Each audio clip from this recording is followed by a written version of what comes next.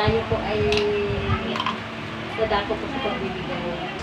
Kung saan ko po ay kasama dito sa ano. Kaya alam niyo po sa pagbibigay, yun po ang susi kung paano po tayo kakaroon. Di ba po? Kasi kapag tayo palaging nagtatapat sa Panginoon, nakikita po yung maliit man o malaki ang ibibigay natin sa Panginoon, alam niyo po. Kaya po, tayo po ay nanako sa ating pagbibigay. Makipagbukas po kayo sa akin sa Marcos chapter 12 verse 13. Ilang Pariseo at ilan sa mga taga-sunod ni Herodes ang pinapunta kay Jesus upang siluin siya sa kanyang pananalita. Kaya lumapit sila sa kanya at sinabi, "Guro, nalalaman po namin kayo'y tapat at walang kilikilingan. Pantay-pantay ang pagtingin ninyo sa lahat ng tao at itinuturo ninyo ang tunay na kalooban ng Diyos para sa tao. Nais po namin itanong kung labag sa kautusan ang magbayad ng buwis. Sa emperador, dapat po ba kaming magbayad ng buwis o hindi?" 15. Alam ni Jesus na sila'y nagkukunwari lamang. Kaya sinabi niya sa kanila, "Bakit ba ninyo ako sinusubok? Bigyan ninyo ako ng isang salaping pilak." 16. At siya nga ay binigyan nila ng salaping pilak. Kaninong larawan at pangalan ang nakaukit dito? Tanong ni Jesus sa kanila. Sa emperador po, tugon nila. 17. Sinabi ni Jesus, ibigay ninyo sa emperador ang para sa emperador at sa Diyos ang para sa Diyos. At sila'y labis na namangha sa kanya. Ngayon po, gusto nilang siluin ang ating Panginoon sa kasinungalingan na ginagawa nila. Ang hindi po nila alam po ng Panginoon, ang iniisip nila o ang nasa damdamin nila kung paano sila manaya. Di ba po? Kaya po alam niyo po kung bakit. Sa sinabi po dito ng ating Panginoon, tanong ni Jesus sa kanila, sa emperador po, tugon nila. Sinabi ni Jesus, ibigay ninyo sa emperador ang para sa emperador. Na yun po, sinabi po ng ating Panginoon na ibigay ninyo ang para sa tao at ibigay ninyo ang para sa Diyos. Diba po? Kaya yun po ang po ng ating Panginoon na alam talaga ng Panginoon kung ano man po ang nasa isip ng mga gustong lumilang sa Kanya. Kaya alam niyo po kung bakit dito sa atin, sa Jesus My Life, talagang bukal po sa ating kalooban na ito po ipaunawa sa atin ng ating Panginoon na talagang pag nagbigay po tayo, kasi siya po nakakaalam ng ating mga puso at sa ating iniisip na kung ano po ang iniisip natin. Kung tayo ba ay masaya magbigay sa Kanya o kung tayo ba ay nagkukunwari ng magbigay. Di ba po? Kaya alam niyo po, dito sa atin sa Jesus My Life, wala po yan sa atin. Na hindi po tayo dapat magkunwari na maghuhulog yan para sabihin, hindi po tayo dapat nagkukunwari. Bagkus yun po ay dapat nasa puso natin at saka nasa isip natin na nagagawa tayo na magbigay yan. Diba po? Kasi yun po ang nais ng ating Panginoon. Ang magtapat, diba po? Kasi ang pagbibigay po sa Panginoon, maliit man po na bagay o malaki, yan po ay nakikita po yung Panginoon. Alam po yan ng Panginoon kung paano po tayo magbigay. Kung tayo pa natutuwa pa o nagagalak sa ating pagbibigay, dahil tayo po ay nagtatapat. Yun po, sa ating pagtatapat, nalalaman po yun ng Panginoon. Di ba po? Kaya alam niyo po sa pagbibigay, hindi po dapat tayo manghinawa, hindi po dapat tayo manghinaya sa ating binibigay. Dahil napupunta po yan sa ating bahay panambahan, sa pangangailangan. Di ba po? Sa lahat ng pangangailangan ating bahay panambahan. Kaya alam niyo po, ang alam ng Panginoon kung paano po tayo magtapat at dapat yan sa mga tulugan na yan.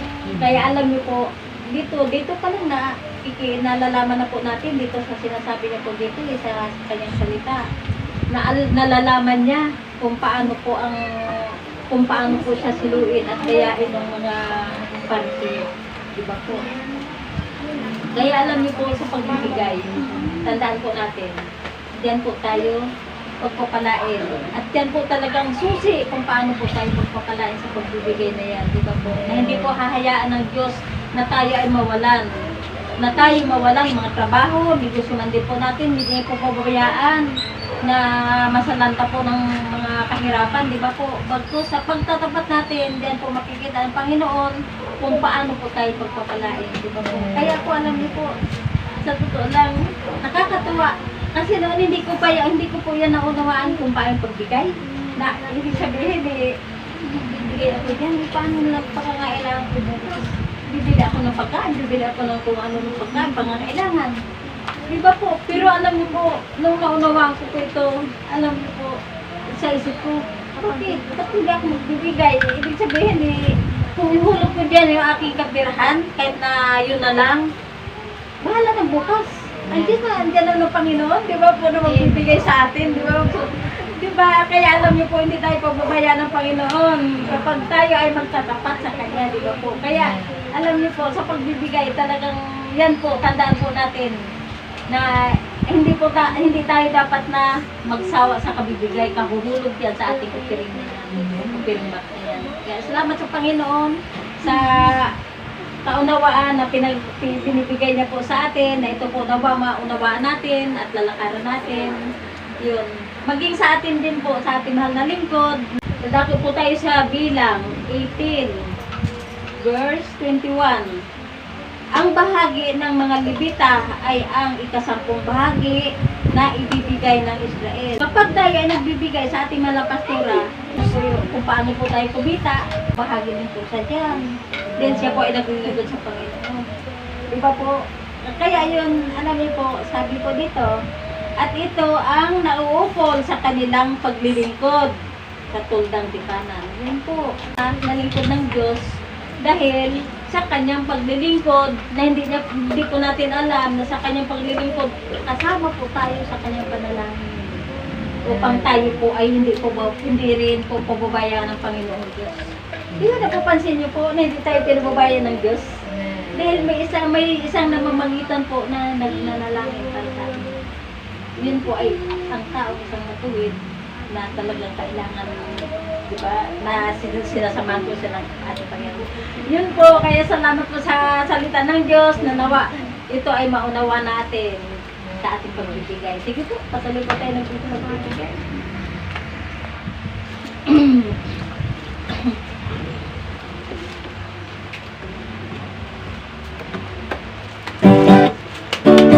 Magbigay tayo sa Panginoon, tayo ay magbigay.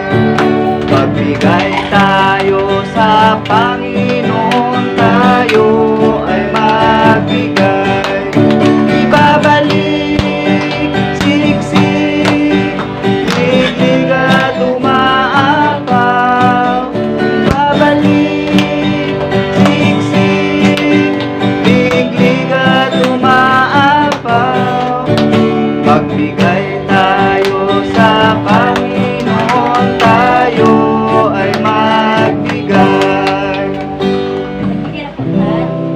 Sige po, patuloy po natin extend ang ating mga kamay. Lord, maraming salamat po Diyos na nagtapat sa iyo, Diyos, na nawa ang manalis, Jesus, makita mo po ang kanilang inisulog yan. Maliit man po, malaking bagay na ito, Jesus, ay patuloy mo po silang pamahayan upang pagpapalain ang kanilang mga buhay, maging sa kanilang mga negosyo, ang kanilang trabaho, Jesus, patuloy mo po itong pagpapalain. Nabigyan mo po silang bilang kalakasan, kapayapaan sa kanilang mga buhay, Lord, upang sila man din po patuloy na pagpapalain ng trabaho sa kanilang mga trabaho, Jesus, na patuloy mo po silang gabayan, Jesus, ingatan, proteksyonan, sa oras at panahon, Lord. Maraming salamat po, Diyos, sa kanilang mga buhay na nagtapat sa iyong pao na wala na pong kalagyan, Jesus, salamat po, Diyos. Salamat po, Ama, itong mga kaperahan na to, magamit lamang po si Tama sa mga pangangailangan ng mga kalambahan, Lord. Maraming salamat po, Diyos. Salamat po, Ama, Jesus, at mga Ama, sa iyo po namin pinabalik ang pinakamataas na magpuri, magsasal, salamat, pangalan ni Jesus. Balik ko